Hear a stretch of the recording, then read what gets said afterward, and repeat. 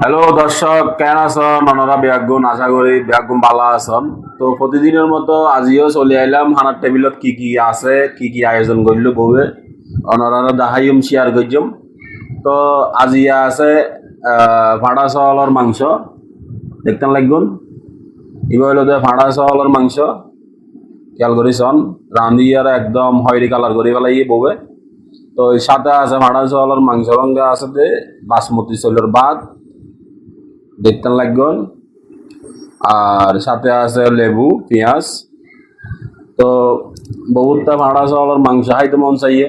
এতদিন তো খাওয়াইলাম হাঁসির মাংস, মুরগির মাংস, সোনালি মুরগি, এই বক্কর দুনিয়ার যত মুরগি আছে, যত মাংস আছে দিয়া খাওয়াইলাম।